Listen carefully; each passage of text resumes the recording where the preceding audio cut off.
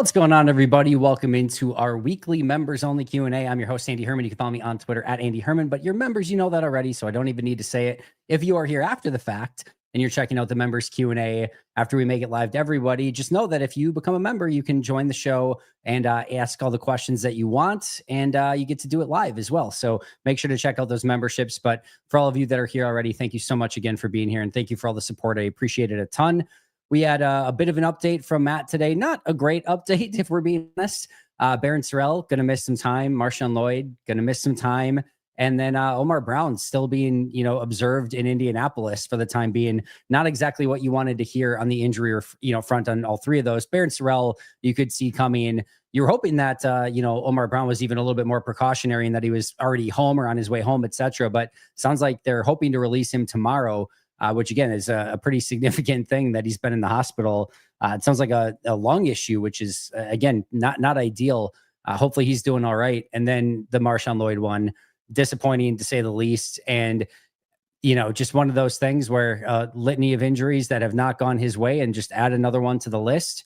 Hopefully this is the last one, but definitely been a pretty significant issue for Marshawn Lloyd so far, and staying healthy.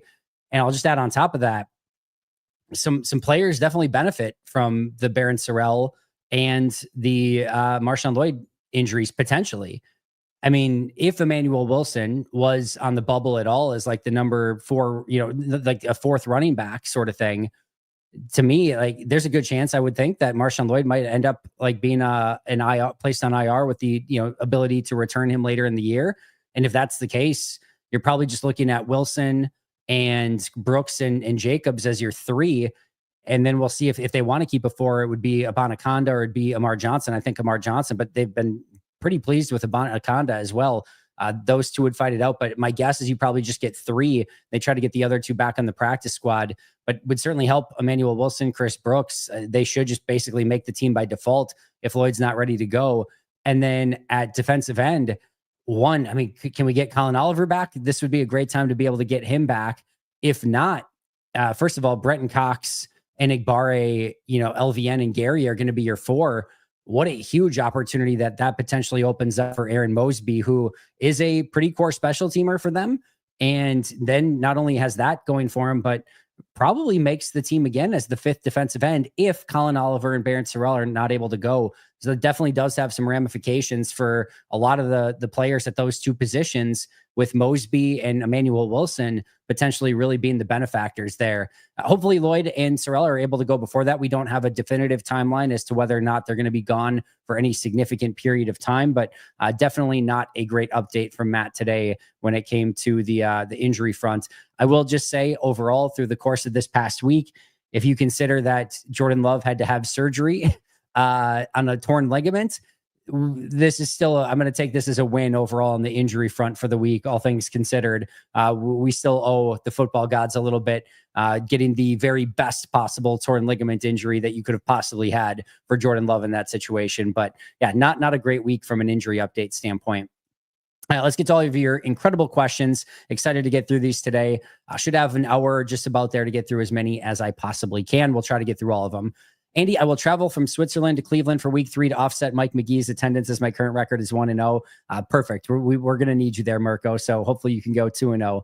This might be the most important question I've ever asked. Can I do a Luigi's Pizza in a microwave? This would allow me to have one in my hotel room. I don't know, but they do have those pizzazz pizza makers. I think you get them for like $40, $30-$40. So you get a pizzazz pizza maker, you put in the hotel room, you cook the Luigi's up in the hotel room, and then on your way home, you have a pizzazz pizza maker too. Now I don't know if you're going to be able to get the pizzazz. You might have to disassemble it and then reassemble it when you get back to Switzerland. But might be worth it.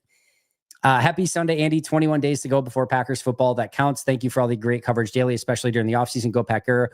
Go Pack Go, Mirko. That is amazing. Thanks for being here, Mike. I appreciate you. Been very impressed with Jordan Morgan's all 22. Goody can make a comeback if Morgan and Hopper can hit this season. Lloyd is starting to seem like an iffy one if he can't overcome the injuries. This is what we talk about when it comes to games in season, right? Of don't hit those peaks and valleys. Like try to have that even-keeled, steady approach throughout the season. Yes, guess what? They're going to win some games and it's going to be exciting. They're going to lose some games and it's going to be a bummer. There's going to be ups and downs, right?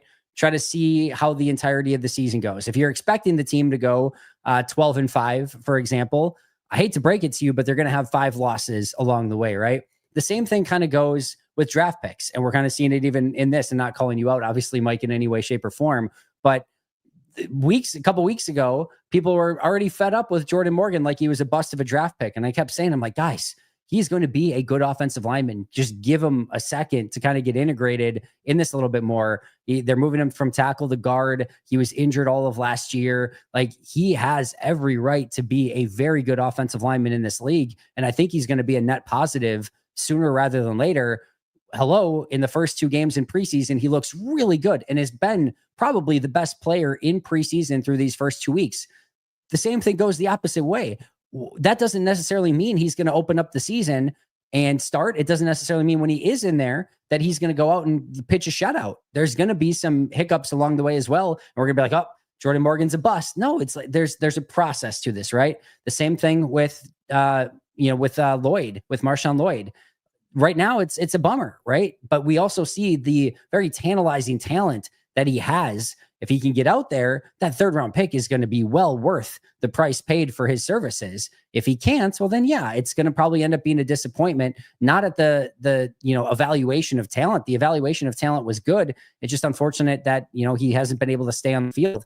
Tyron Hopper was drafted a round or 2 early in the 3rd round because he is a rare linebacker coming out of college that really hits the height, weight, speed profile of an NFL middle linebacker. You are finding it tougher and tougher and tougher to find players like Tyron Hopper that have the physicality and the speed to man the middle linebacker position and be able to hold up in like everything you're asked to do at that spot, get sideline to sideline, in coverage, coming up and taking on guards and play with physicality. Now, his tape in college was 5th, 6th round pick. I wouldn't debate anyone about that whatsoever. But in even the 2nd round, 3rd round, it is incredibly difficult to find linebackers like Tyron Hopper that even just have that skill set. It's so hard to find right now coming from college into the NFL. So Green Bay decided to get aggressive with it and say, hey, we kind of probably know that his tape was not good enough, but if you're building an inside linebacker in the modern NFL from scratch, Tyron Hopper's pretty damn close to what that modern NFL linebacker looks like right now. And we're going to bet that we can put some time into him, refine the rough edges. You can't teach the other stuff. And if all of a sudden, in a couple of years, we refine that into a really good, solid linebacker that teams can't find elsewhere, we're going to have a very net positive that we're going to get on our investment for that. And if not, it's a late 3rd round pick who probably is still a really good special teams player, probably sticks around the league for 6-7 years as a number 4 or 5 linebacker and a core special teamer, a la somebody like Eric Wilson, somebody like that. And it's not the worst play in the world. So sometimes you have to look at Jordan Morgan. Well, let's talk about Jordan Morgan as well. Jordan Morgan, I understand everybody wanted Cooper DeJean at that pick. Cooper DeJean. And then Cooper DeJean's there, and they don't take him. They take Jordan Morgan instead. And on top of that, Cooper DeJean goes out and is really good in Philly right away. And it's like, oh my God, they could have had Cooper DeJean. As we talked about, we can do that with pretty much every pick of all time. There's always somebody that's going to be better that gets taken, right? But more on top of that, if Cooper DeJean is a Pro Bowl corner and Jordan Morgan is just a really good offensive lineman, like a net positive, whether it's left tackle or guard, that's about the same value. For a Pro Bowl corner, you're probably paying about $25 million per year, $28 million per year, in that range. For a really good, solid left tackle, you're paying about $25 to $28 million per year. You're getting about the equal value for a really good offensive lineman that's not even a Pro Bowler to a Pro Bowl corner. So the value there that Green Bay is looking at, people will say, and I said this as well, guess what? I had a early to mid 2nd round grade on Jordan Morgan. Do you know where early to mid 2nd round graded offensive linemen go? Exactly where Jordan Morgan got taken. If you are a late 1st round offensive lineman, you're going mid 1st round. If you're an early 2nd, you're going late 1st round. You get a bump up because there is so much need for offensive line play throughout the league, where if you are a good, we don't have to point out Dan Moore again, right? Where Dan Moore is probably slightly below average offensive lineman. He's getting 20 mil per year. And if you have a good one, it's worth its weight in gold.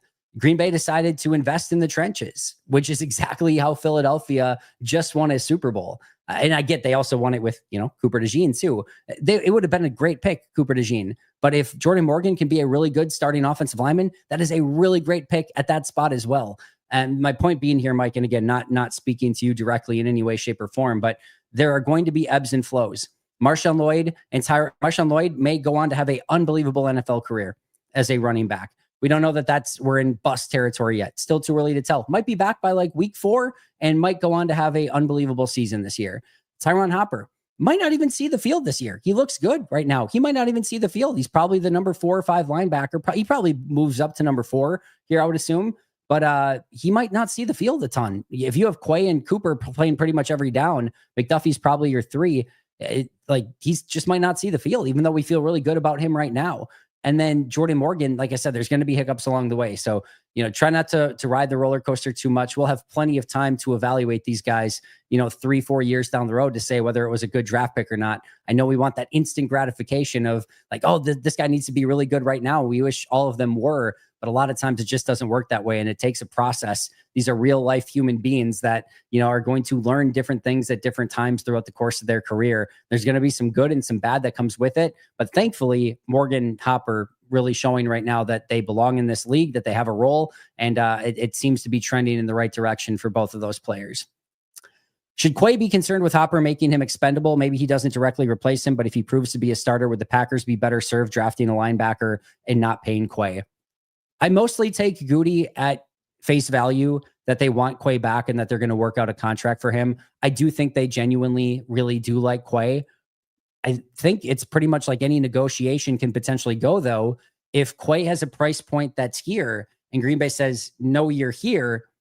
Well, if you're not willing to go to that price point and Quay's not willing to come down, you as a team have to be ready to let him walk. And if all of a sudden you don't have, like, if McDuffie looks bad and Hopper looks bad and you look at free agency next year and the draft next year and the linebackers don't look great, you as a team might be willing to say, okay, let's bump that number up for Quay a little bit. Or if Quay looks great, you might be willing to bump that number up for Quay a little bit. If all of a sudden, either Quay struggles, doesn't play the way that you expect him to, or Tyron Hopper does look like a legitimate starting linebacker and you think him and Cooper can be your long-term duo at linebacker, you've already got McDuffie extended past this year, you might look at it and say, yeah, we can probably draft somebody in the 3rd, 4th round again, round out our depth and go with McDuffie, Hopper, and Cooper next year and invest that money in a different position. My expectation as of now is still that Quay probably ends up being back. But if Hopper does end up being a good player for them, it does definitely make him a bit more expendable. And maybe, again, just makes it that Green Bay doesn't go to a price point that Quay's really hoping for, which could precipitate a divorce down the road and maybe Quay playing for another team. The Colts being a very bad team, and Titans, Panthers, Jags, will directly impact our playoff odds if we don't win the division. I'm hoping they can compete so the NFC West doesn't look like the 2024 NFC North. Colts being a very bad team will directly impact our playoff odds if we don't win the division. I'm not sure I'm completely following along with your logic here, Mike McGee. You're gonna have to maybe clarify this one for me. I don't know how the Titans, Colts, Panthers. The Panthers are an NFC South team and 3 AFC South teams will directly impact our playoff odds if we don't win the division. Yeah, my apologies, Mike. I'm not following you on that one. All right. I usually prefer the games we should win. Usually we do, just more memorable when we don't. I really want to go to Dallas for week 4, but witnessing a loss, they would probably ruin me. Yeah, don't do that. Dallas is the team I despise the most in the NFL, and Aaron made sure we don't lose to McCarthy. And then when that game looked pretty bad after the first half, maybe I'll go if we come out strong. Go Pack, go. How do you see Zane's chances to make the 53 as he's currently injured? Yeah, it just depends on the length of the injury, right? If he is back ahead of time, and even if he's practicing a week before, even if he's just supposed to be out like a week or two, he could still easily make it as the 5th safety, core special teamer, just end up having him inactive for the first week or two, and it's not that big of a deal. If it's something longer than that first month, then you have to consider, do you want to put him on IR and bring him back at some point? You only have a finite amount of those callbacks, though, so you have to be careful with that. It just depends. The length of the injury and if he can get back sooner rather than later could affect Zane quite a bit.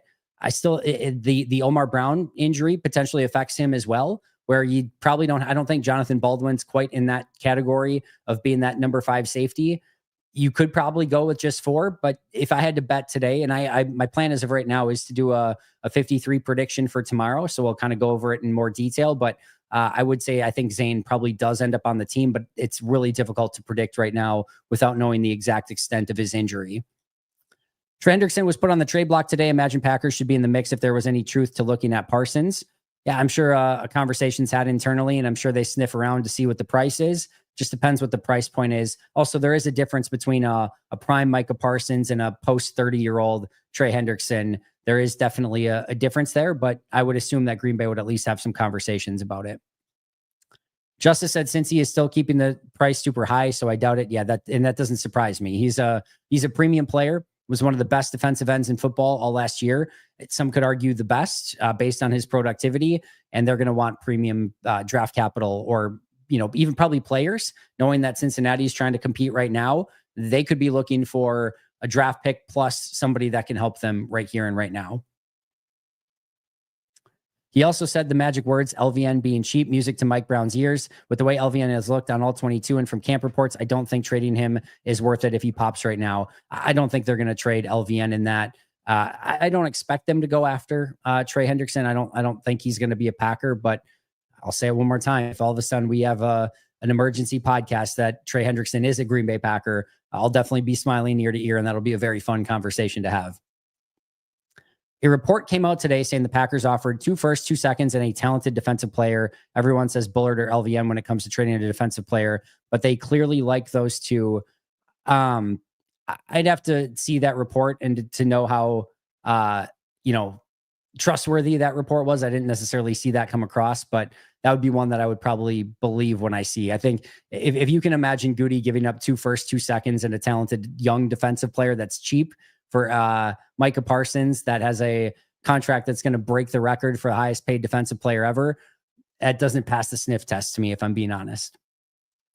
With Tyron Hopper taking a step and declining Quay's 5th year, I'm wondering if they offered Quay Walker. Cowboys have a massive need at linebacker, and the Packers have several they could use. I did wonder if Quay would be somebody that they would potentially attach to a deal like that if a team did want a player in return. I don't think Quay would be off limits, and especially with Micah being able to play some off-ball linebacker too, that could be an interesting way to utilize him from time to time. That did cross my mind, but again, I think this is probably still in the realm of fantasy overall, and I'm not talking about fantasy football.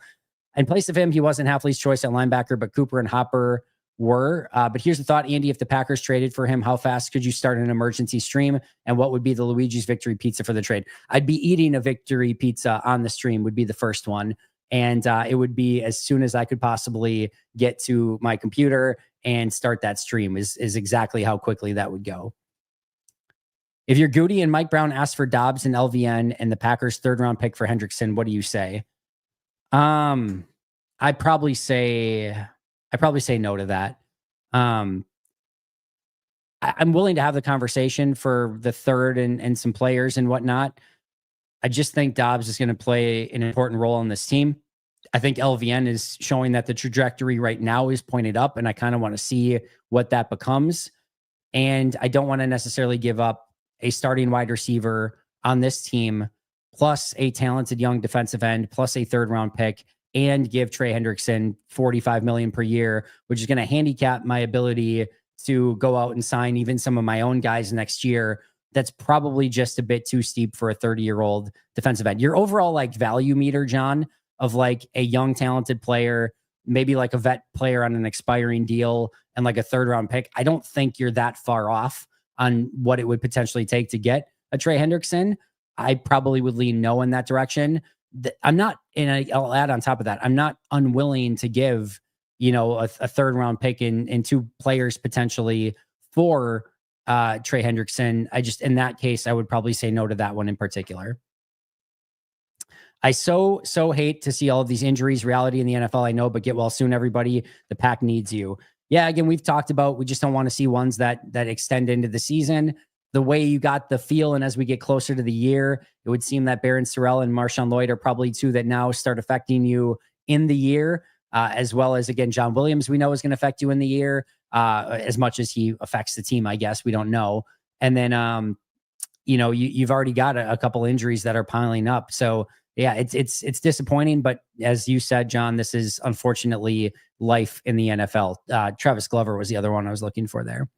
Swap LVN for Bullard and Enagbare with Dobbs in a 5th and 6th, and we have a deal. If you wanted to say Bullard, Enagbare, and a 3rd round pick for Hendrickson, I would say yes to that. I think Cincinnati probably just says no to that. What are the chances of 2 quarterbacks on the practice squad? Personally, I would. Clifford is quarterback 3 and Elgersman is a redshirt, worth the spots, in my opinion. Well within the realm of possibility, John. Would not be opposed to it. In an odd way, I could make an argument that I'm not sure either Clifford or Elgersma is quite number 3 quarterback worthy. And at the same time, I could also make an argument that both are practice squad worthy. I think Elgersma clearly has the higher upside, but the amount of raw in his game is just through the roof. It is going to take a lot of time and a lot of resources to sort of refine his game. He's got a great arm. That's a great place to start with a quarterback. He's willing to go through progressions, which is another great place to start. He's got a toughness factor. That's another great place to start. So you add toughness, willingness to go through progressions, and laser rocket arm.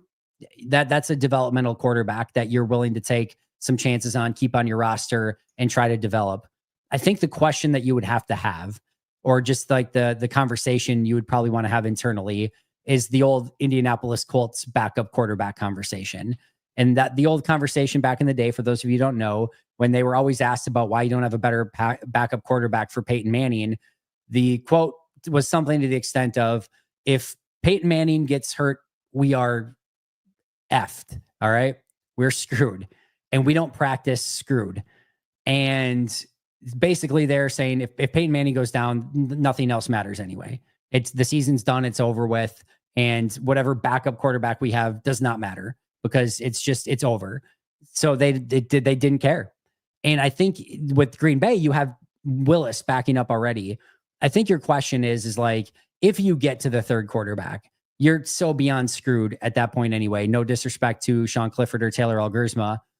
So do you really care about keeping both? Or do you just keep the guy with bigger upside, knowing that if all of a sudden, Love goes down and Willis goes down, you're screwed in that situation? Do you really care which one's out there? Do you care that Sean Clifford slightly knows the playbook better than Taylor Elgersma and whatever? You're not going to win anyway. So just go with the guy with the bigger upside. And you also probably know in that situation, you're probably signing a veteran pretty immediately in that situation. So I would just say, I think if it's me, I probably just keep Elgersma on the practice squad, and I probably just move on from Clifford. If they keep both, I would understand it. And I know that Clifford knows the playbook a lot better at this point, is a little bit more natural and comfortable just playing quarterback, but it's not that to say that looks super sexy at the moment either. But certainly an argument could be made for it, John. Andy, I'm starting to think Morgan is going to be the starting left tackle this year. Think I'm way off base? I don't. I think he has a real opportunity to earn it. I wonder a couple things. I've said all along, I think that's going to be a rotation at left tackle. I think it's going to be Banks at left guard, Jenkins at center, Sean Ryan at right guard, Zach Tom at right tackle. And then I think you're going to get a Walker Morgan platoon at left tackle until there's an injury somewhere. And then you just replace it with Jordan Morgan wherever you need to put him, right? And then if it's a center, you move Sean Ryan into center and Jordan Morgan goes to right guard. The reason for that is for twofold. I think you really risk a really, non-ideal situation with Rasheed Walker. I'm saying this right now, and I've said it before. If I'm Rasheed Walker and his agent, and if I'm not playing at minimum, at least in that rotation at left tackle, I'm demanding a trade. I cannot go into the final year of my contract year and not be playing when Dan Moore is getting $20 million per year. I mean, I could lose $40 million plus by not playing this year if I'm Rasheed Walker. And Green Bay can ill afford to have that situation happen and trade Rasheed Walker away. You can't go in with only 5 offensive linemen and Anthony Belton, and even Anthony Belton's a question mark, right? That's a disaster waiting to happen as well. So you kind of need Rasheed Walker on this team, bought in and doing everything that he can to play his best football possible. So that for that reason, and I don't know that Morgan is to the point yet where he's that much above Rasheed Walker. So I'm going probably platoon in rotation at left tackle for the time being so that I don't lose Rasheed Walker. Now, if Morgan just is clearly the better of the two as the year goes on, then yeah, just give him the spot and say, I'm sorry, you had every opportunity and you didn't win it. You're the swing tackle, Rasheed. I'm sorry. And then you deal with that when you get to it. But I'm still sort of expecting platoon at left tackle. Everything else is as expected from left guard to right tackle. And the truth is probably sooner rather than later, you have an injury somewhere and that thing works itself out naturally. But you can ill afford to lose Rasheed Walker or have him checked out or frustrated or whatever the case may be, because you are going to need those top 6 offensive linemen and probably Belton too throughout the course of this year. Will, thanks for being here. Since it's still fantasy crazy, what if season for a bit? What if season? Got it. If you could get Parsons or Hendrickson, which would you pick? And do you think their price would be similar? Thanks for all the great content. I would expect Parsons to be a solid first pick plus more than Trey Hendrickson based on the age and being in the prime of his career. If just given the choice, I would definitely take Parsons. No questions asked. He's in definitely the prime of his career, 27 years old instead of over 30 years old. That would be the player I would take. I think if you're asking me which one I would go for based on cost, I would probably be more inclined to go with Hendrickson in that situation. I think the price for Parsons is going to be bananas. Like probably like that 2 firsts, a second, a fourth, and a player, something like that. And that's probably just a bit too steep for my taste. And therefore, if Hendrickson's like a second and a player, I would probably go more in that direction and with Hendrickson. So don't expect either to happen. If just given the choice between the two, I'm taking Parsons easily. If I'm given the choice between which one based on what I think the draft and trade capital would be to get it, I would probably go Hendrickson in that situation. All right, Luke Buckus said that the O-line depth isn't where it needs to be. Who are some of the cut down offensive linemen that Goody might trade a 6th or 7th rounder for? I haven't canvassed the league well enough, elite chicken, to know which offensive linemen might be tradable and which ones could be on the trade block. So my apologies for not having that Rolodex of names. All I'll say is that if there is somebody that Goody thinks can upgrade that number 8 or 9 spot on the line, I think you will look at it either via trade and or via waiver wire. What I'll also add on top of this is why you spend draft picks on Jordan Morgan and things like this, is because you can't find offensive linemen this time of year. If you need a starting offensive lineman right now, good luck. Good freaking luck. You just cannot find these guys. And so therefore, if you see somebody that's got the talent or something like that you think could help the team, you go and you try and you figure something out. But it's pretty rare that you can find a player that is ready to come in and play for even a late draft pick or on waivers or anything like that. If there's an offensive lineman that can play in this league, every single team in the league is holding on to him for dear life, because you just can't get enough of those guys. So you almost have to have some team with like 11 or 12. And even then, that team's going to auction those guys off to the highest bidder. And there are going to be a lot of teams that are hungry for backup offensive linemen in this league. So it's just tough to find. If we can find solace with the Belton penalties, only one was for holding. He wasn't getting beat. He was beating himself. Let's see how he responds. Also, Matt did talk about today how the guards were also somewhat at fault for what Belton was doing. I also think one of those was a little ticky-tacky, but not all in Belton on the illegal procedure ones. The after the foul penalty or after the play foul, not a smart play, but again, I don't hate my offensive linemen having a little nasty. You just have to rein it in. I would rather have it that way, that they have a little bit of that demeanor and I want to rein it in rather than them just not having that demeanor at all.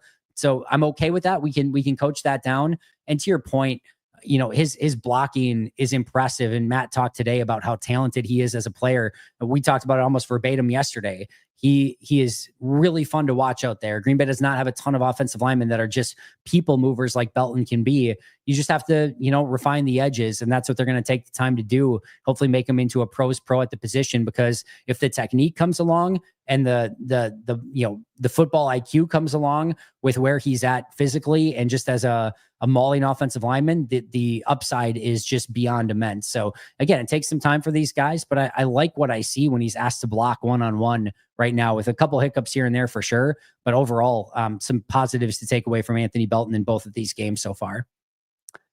I'm so excited for the season to start, but also look forward to your all-star in-season lineup of Mike Wall, Carmen Vitale, Ben Fennell, and of course, Justice. Look forward to any other guests too. Go Pack Go. All right, so here's what we got so far. And this is probably our guest for the year. I don't think I'm going to probably effort anything else at the moment. I think we're probably set. Mike Wall is back in season this year. Really excited about that. Carmen Vitale is back this season. Really excited about that. Ben has not been on this past season, and I do not see that happening again. I will gladly chat with Ben any single time. He's very, very busy, and I certainly understand that. So do not have anything with Ben at the moment. Justice is locked in. So we've got him coming back. Paul Farrington show. Him and I are doing a combined show all season long. Aaron Nagler and I are doing the members only content. So it'll be on Cheesehead TV's members episodes, or I think their newsletter episodes. And then for Pack-A-Day, it'll be on our members content. So excited to talk to Aaron again. And so what? Justice. And then Paul Brettel back as well. So Justice, Paul Brettel, Aaron Nagler, Paul Farrington, Carmen Vitale, and Mike Wall. Going to be a really fun lineup of guests. And then Ross Uglum's going to be doing some extra content. A lot of that is going to be some members only stuff as well. And then we also have Camille Davis, who's going to be doing her quick, immediate reaction following games. And yeah, we've got a lot of really fun stuff coming up. So really looking forward to the group. And then of course, our whole Pack-A-Day audio team as well, who is just going to absolutely kill it all season long on the audio side. Which two position groups would you say you feel most thin on both offense and defense? Corner and offensive line. Don't think anything's particularly close at the moment. You're 6, maybe 7 deep on the offensive line. You're probably 3 or 4 deep if you consider Javon Bullard as well at corner. And that's it. And right now, Nate Hobbs is hurt of those 3 or 4. So corner easily in the defensive side, and offensive lineman pretty easy on the offensive side. Guessing if something happens to Jenkins, Sean Ryan is our backup center. Morgan can play guard or tackle. Who plays backup right tackle, and any trades or pickups for a backup lineman? And who would you want? Yeah, no ideas on a trade or picking up a backup offensive lineman, but how this will go. Let's just say there's the rotation of Sheed and Morgan at left tackle, right? Everything else left to right. Banks, Jenkins, Ryan, Zach, Tom, left to right. If either of the ones at left tackle go down, right, it's just going to be the other one. You stop the platoon, and it's just either Morgan or Walker, who's ever left. If Banks goes down at left guard, then Morgan goes to left guard. If Jenkins goes down at center, Sean Ryan moves to center, and Morgan goes to right guard. If Ryan goes down at right guard, Morgan goes to right guard. If Zach Tom goes down at right tackle, Morgan plays right tackle. So Morgan is kind of your super sub outside of center, where it's Ryan at center, Morgan at right guard. And then right now, Walker and Morgan, I think, still probably platooning at left tackle. Anything to read into Rasheed Walker not playing and Jordan Morgan taking all the snaps? Is he potential trade bait with the excess depth? I wish there was excess depth. My balls. I don't know where you are seeing excess depth. And even again, Luke Butkus today said that as well. If you were to lose any of these offensive linemen right now, I'm pretty terrified going into the season, because now you've got 5 starters and Anthony Belton. And after that, I'm very concerned. And even with Belton, we saw some of the rookie hiccups that he's going through at the moment. So no, to me, they have 6 playable offensive linemen that I feel comfortable with. I think just based on talent alone, you can get by with Belton depending on the position. But no, I think you're very thin. And if you were to trade Walker, there's no way I even consider it unless I get somebody that's capable of being a 6th or 7th offensive lineman back in return, and then probably plus some stuff, right? So I'm trading Walker for probably a swing tackle that's worse than Walker. You get a starter, I get a swing tackle that is capable, and then I get a draft pick as well along with that. That's the only way that I even remotely consider it, and I'm still probably saying no to that. Seems like a left tackle could fetch a discount pick. I'm assuming you mean like a decent pick. Yeah, again, I'm not trading away offensive line depth. Andy pronounces Pierre as Pierre, and I'm here for Pierre. Yeah, I definitely do. That's a Wisconsin thing, I think, or maybe it's just a me thing. But Pierre, yeah, it sounds, they're the same to me. So pure lunacy, pure. I'll do better to enunciate moving forward, Dennis, unless you don't want me to, in which case I'll continue my very Wisconsin accent. If it was up to you, would you start Morgan over Walker week 1? If it's up to me, I'm sticking with the platoon at left tackle, letting both of those guys play, and maybe over time seeing who the best man is and let them go out and earn that spot full time. But for the time being, I'm going to let both those guys play left tackle and then make the adjustments as there's injuries throughout the course of the year. Even if Lloyd is hurt on and off, at least we can find comfort in the fact that we have 3 awesome running backs in that room right now with Lloyd down. Yeah, I totally agree, Pokey. They're pretty blessed with the depth that they have. And Abonaconda and Amar Johnson are like at worst on that cusp of being like a number 3, number 4 rosterable 53-man guy, right? And a lot of teams have that player. There's a lot of good running backs in the league, which is why they have no, value and things like that unless you're a top tier one. But yeah, I would agree that you feel very comfortable with this running back room right now, even with Marshawn Lloyd being out. Lloyd would hurt more if he didn't dig the depth, or if I didn't dig the depth in our backfield. Totally agree. And yes, does still hurt. Havley said the best players will play. Let's see. Halfley said the best players will play refueling. Maybe, I don't know. Sorry if I'm missing something there, Spider Monkeys. Andy, in your time covering the pack, what's your biggest, that guy made the team, and vice versa? I might have to put some thought into that, Dave. I don't know that I have a great answer off the top of my head for somebody that I was completely stunned who made the team. I'm sure if I just kind of went year by year, I know we can kind of RLADS this a little bit and go in the archives. So what, 9/2 of 2024, seeing if anybody stood out last year. Not really. I think everyone that made the team last year was pretty expected. I don't think there was anything crazy. All right, 9th of 2023. I think that might have been the year where Royce Newman still making the team was sort of surprising. Yeah. Don't think there's anything else at the bottom of the roster in that year. We'll do a couple more, and then if I don't have anybody, I'm just going to have to punt on the answer. My apologies. 9 of 22.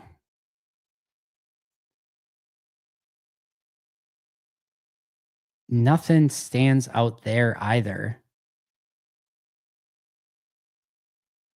Oh, I will say, okay, I at least can give you an answer here that's somewhat intriguing. It was the COVID year where everything was kind of shut down, and the Chris Barnes play that they made was remarkable. I mean, really, really one of the fun, like, cut down stories that you can possibly imagine.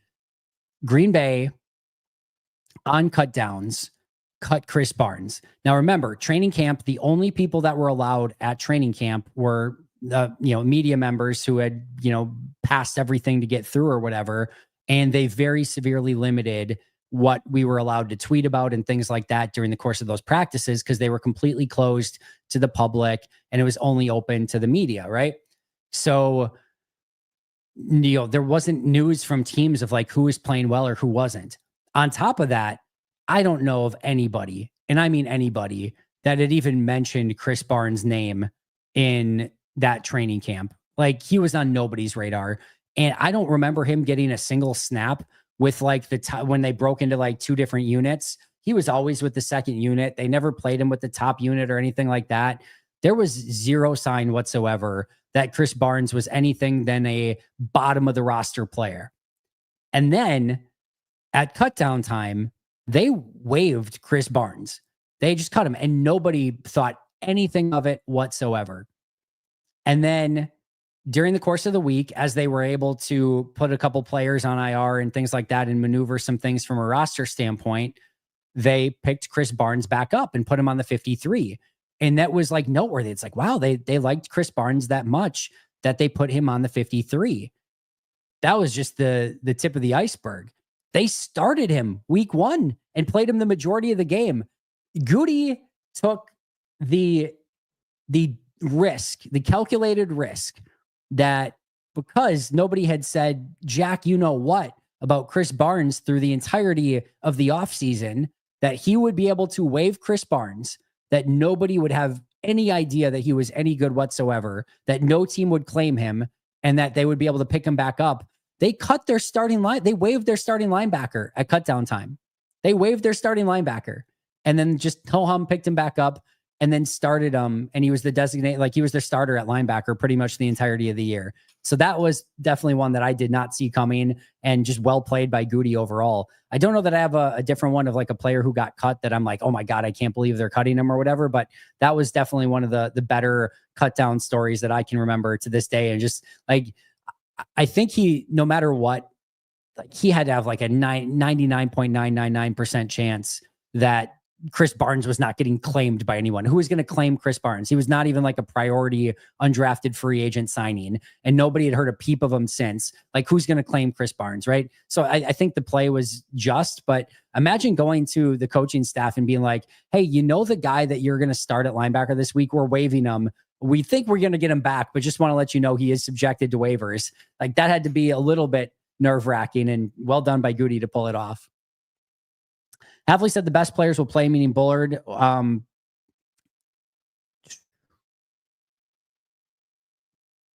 Spider Monkeys, I'm sorry, I'm struggling with these. Halfley said the best players will play, meaning Bullard. One kind of spot puts him on the field. Williams and McKinney at the same time without playing Bullard in the third quarter spot. Yeah, I'm sorry, I'm not understanding your question, Spider Monkeys. I think you're asking me, is there a way for Bullard to play without playing him in the slot as a corner while still getting him time? Yeah, I think so.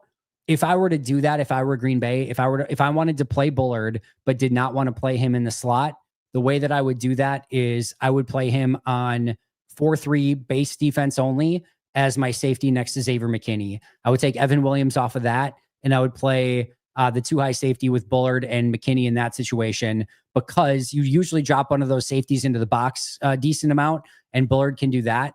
And even if you keep your second safety high, Bullard does a really, really good job of crashing from distance and coming in and hitting his run fits really well, where I actually think he's a little bit better at that than Evan Williams, and can be just fine as a 2 high safety or even a single high if you need him to be for a couple plays.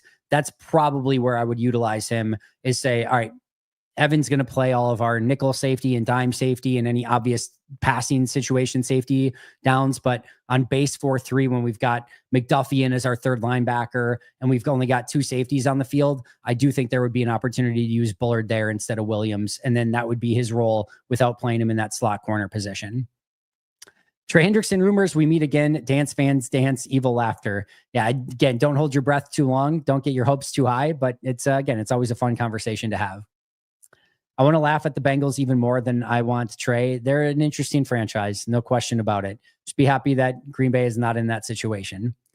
I don't remember who said it. Might have been Goody, but they said when Alex Hale gets better, there's interest in bringing him back. With McNamee sadly struggling, does he get brought back?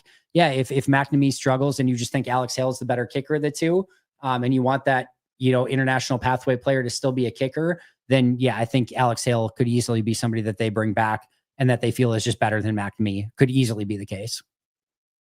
Could you bring in and put in IPP on the IPP roster spot mid-season, or do you have to in the off-season? No, you can change that out through the course of the season for sure. It's going to be a rough couple of weeks on offense. I don't know. I'm not sure why, Ralph. Jordan's going to practice this week, and I don't know why else. I mean, Marshawn Lloyd's a bummer, but I don't know that I would go that aggressively with that.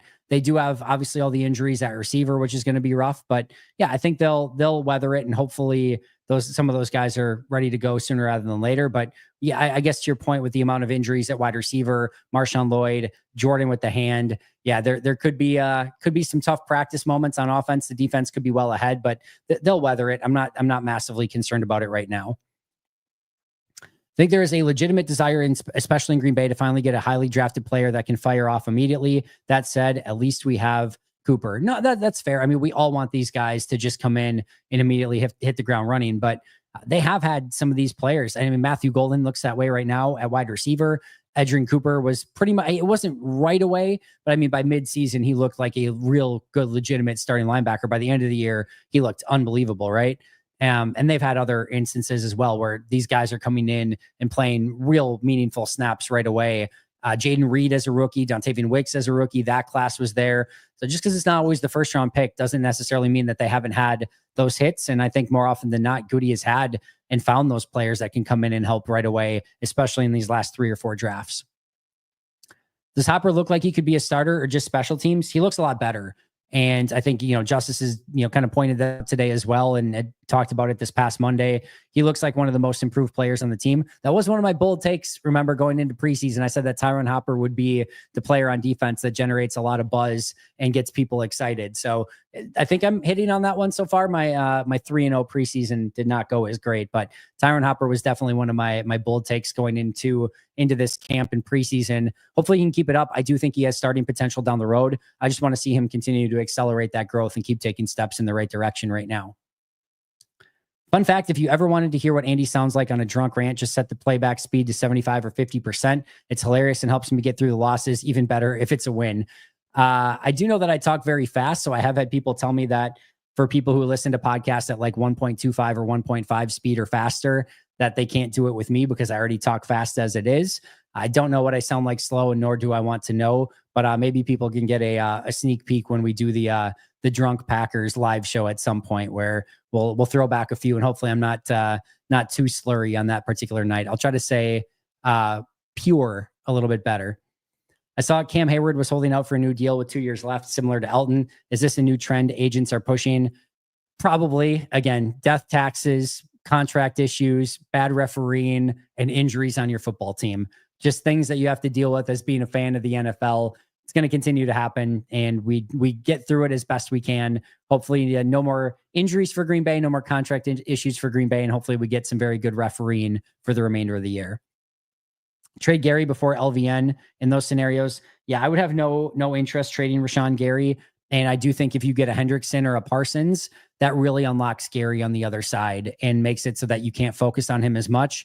If I'm going to go all in on that, I'm not trading Rashawn to bring in, a better version, but not like an exponentially better version. I want to upgrade both of those spots, or meaning I want to upgrade my number 1 spot. Now Gary goes to my 2 and I'm upgrading that spot. And now LVN is my swing, that he's my first guy up. And that's probably the 3 guys that I can primarily play. Now I've upgraded the line in totality. So I don't have a ton of interest in trading LVN or Gary in those scenarios, if I'm being honest. If it's Micah, I might entertain LVN a little bit more. If it's Hendrickson, I probably do not in that scenario. But I don't have an appetite for that when I want that defensive line to be dominant. And if I can go out and get a guy, I still want my other guy on the opposite side so that hopefully I can put together one of the best defensive lines in football. Caleb hit 6 for 7 and a 36-yard touchdown on the first drive. Bears fans are celebrating like they have won the Super Bowl. What could possibly go wrong for them? Bears fans celebrate anything that their team does like they won the Super Bowl. They're easy to impress. That is very true. Is there any chance the Packers would keep 2 quarterbacks in the practice squad or is it one-man spot? Yeah, we talked about that earlier. I do think that is a possibility. Do you think there's a world where they cut Heath and Hardman considering the depth after Watson comes back? Yes, I very much do. If, and this is a pretty big if at the moment, all their receivers are healthy, sans Christian Watson. Right now, Matthew Golden's the only one that's healthy. They need to keep Golden healthy and get Wicks, Reed, Dobbs, and Williams all healthy prior to cut down time. If any of those is not true, then I probably at least keep one more in that situation. If all 5 are healthy, and I feel really good that they're all good to go to start the season, I'm not concerned about setbacks or anything like that, and I'm feeling like I'm going to get Christian Watson back in week 5, then yes, I can probably feel very comfortable releasing both. Hopefully get, a Heath back on the practice squad. If not, I'm probably comfortable even with still having Bo Melton on the team, not to mention probably guys like Hicks or Cornelius Johnson on the practice squad, and can feel pretty comfortable overall. But this is going to be dependent, first of all, on all 5 of the top receivers being healthy and feeling confident that Watson's going to come back pretty quick after the bye week. Do you anticipate Matt LaFleur to approach the Lions game a bit differently given recent results? Letting Dan Campbell risk it away almost worked against a better roster. I don't know. I'm sure they're going to try different things against the Lions, but I don't know. I don't think there's going to be a huge philosophical change in how they play Detroit. I think they went in their last, ever since Matt's been here against Dan Campbell and played a specific way and have obviously gone out and done everything in their power to win. And it hasn't worked out, especially this past year. It did work out in Thanksgiving the year before that, but they're going to go out and do everything they can to win that game in a whatever it takes sort of attitude, knowing that it is still one regular season game in week 1. But yeah, they'll come out guns blazing and try to do everything they can to defeat Detroit in that first game. I would hope Matt LaFleur would hate being Dan Campbell's little brother. Hey, when Dan Campbell gets, as far in the playoffs as Matt has, or, has the record that Matt has overall, I don't think Dan Campbell or can big brother Matt LaFleur at this point in time.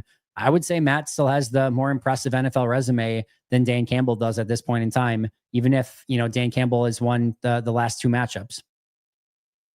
Don't know the last time we only kept 8 on the O-line, but do you think that's a possibility? No, there's no chance they keep 8. I do think it probably looks like 9 because I can't find 10, but there's no way they just keep 8. If they do keep 8, it would be with the understanding that they're going to keep, cut or keep only 8, but probably try to acquire somebody during the week to make it as that 9th offensive lineman, or bring somebody back later in the week. But no, they'll have 9 on the roster by week 1 for sure, would be my guess. Any shows lined up this year with Pax What She Said, Basarowski Productions, or even with Peter Bukowski? Nothing with Pax What She Said at the moment, but Perry will still be on with me throughout this year, with Perry Grant and I every other week on Mondays. And then I forgot to mention that one earlier. My apologies on that. Nothing set up with Alex at the moment. Nothing set up with Peter Bukowski, but we usually do a couple episodes throughout the course of the year for sure. I'm sure there could potentially be times I'm on Lockdown, and I'm sure there'll be times for sure Peter will be on Pack-A-Day Radio. That'll happen for sure. And I'd be willing to bet he's on Pack-A-Day probably a couple times throughout the course of the year. Biggest that guy made the team, definitely Eric Stokes the final year. I actually disagree with that. I'm not surprised he made it at the beginning of last year. Heck, he was the starter. That was more surprising to me than him making it. Definitely not surprised he made it. Him being the unquestioned starter was a lot more stunning to me. Good point regarding Golden, still up in the air, but promising. Yeah, he looks very good so far. Do I do any fantasy? If so, which players undervalue that you're taking a chance on? I have one fantasy league. The league is a free league, so it's only as fun as you can possibly be in a free league. But it does have, trying to see if I can pull everyone up here. It has myself, Dusty Evely, Maggie Loney, Kyle Fellows, Maggie Loney's husband, Andrew Murtag, Dan Kotnick, Perry Goldstein, Matub, Aaron Ellis, Aaron Ellis, and then Tom Grassi, as well as Sanjay as well. So it's a fun league to be a part of. We've done it 2 years. It's a dynasty league. And I won the first year, and then I think finished first in the regular season last year, and then finally lost in the playoffs last year. So that's the only one I'm in. I don't have any sleepers. I used to take it a lot more seriously growing up, but haven't had the league to kind of take it that seriously, unfortunately. Maybe at some point. I am really big into fantasy baseball. My team is dominating right now. I've got a 8-4 lead over the second place team right now. I was 8 games up coming into the week in first place, 18.5 over the third place team, and 23 up on the final playoff spot. So been dominating that fantasy baseball league all year. That's the one that I do very much enjoy. All right, friends, it looks like we have exhausted all of our chats. Just want to make sure. I think I got all the super chats here. All right, it looks like we did. All right, so thank you guys for all the amazing questions. We'll be back tomorrow breaking down some of the stuff that happened at the press conference today with Matt LaFleur, as well as doing a 53-man roster projection with about a week and a half to go. I look forward to seeing you guys there this week. Just to give you a heads up, we've got the members only Q&As looking like it's going to be 7 p.m. next Sunday again. So same time, same place next week. Happy hour should be at 3 p.m. on Friday. I should have live Q&As immediately following training camp on Tuesday and the joint practice on Thursday.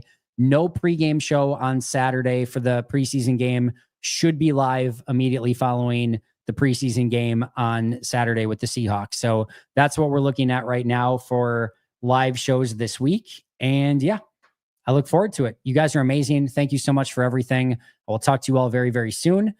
Check out tomorrow's episode. You know all the stuff. Like, comment, subscribe, 5-star reviews, etc., etc. But until next time, and as always, go Pack Go.